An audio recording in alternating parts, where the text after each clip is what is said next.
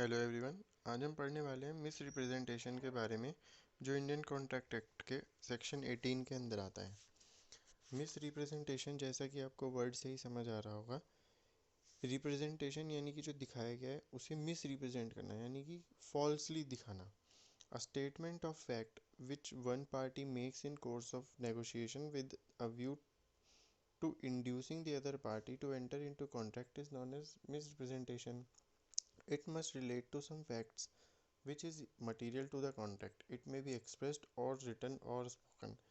A representation, when wrongly made, either incorrectly or innocently or intentionally, is called a misrepresentation.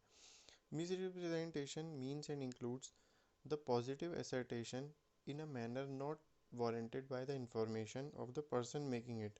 Any breach of duty, causing, however innocently, a party of agreement to make a mistake as to the substance of thing which is subject to the agreement.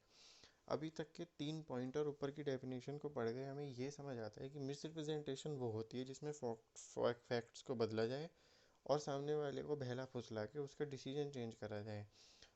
सामने वाले को ऐसी चीज़ें बताई जाएं, ऐसे facts उसको change करे जाएं कि वो या तो गलती कर बैठे, या ब्रीच ऑफ कॉन्ट्रैक्ट हो जाए, या किसी और तरीके से सामने वाली पार्टी को कॉन्ट्रैक्ट छोड़ने पे मजबूर किया जाए, जिससे कि जो दूसरी वाली पार्टी है जो मिसरिप्रेजेंट कर रही है उसे या तो अभी इमीडिएट इफेक्ट से या इन फ्यूचर इंटरेस्ट जो हो बेनिफिट दिखे।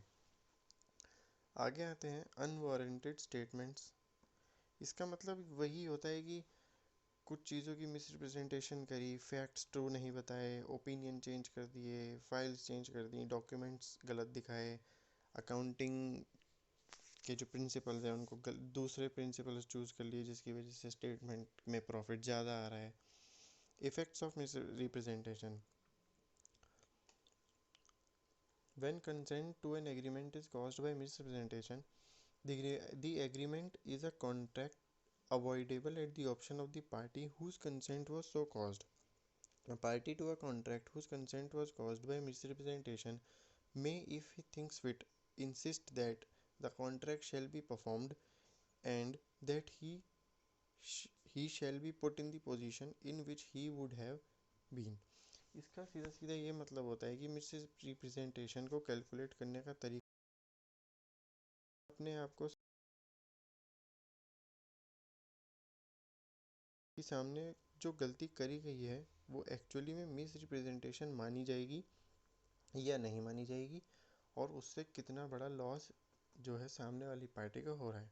इसका एक एक्सेप्शन भी है। If such consent was caused by misrepresentation और by silence fraudulent within the meaning, the contract nevertheless is not voidable. If the party whose consent was so caused had the means of discovering the truth with ordinary diligence, this is called doctrine of constructive notice.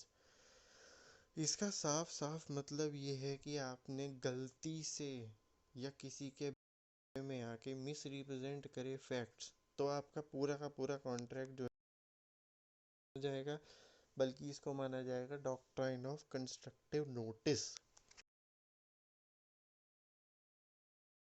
करी है उसकी फ्रॉडुलेंसी या फिर उसकी facts को कम मान के पूरे के पूरे कॉन्ट्रैक्ट को वॉइड ना बना के पार्ट ऑफ द कॉन्ट्रैक्ट को वॉइड बनाया जाएगा।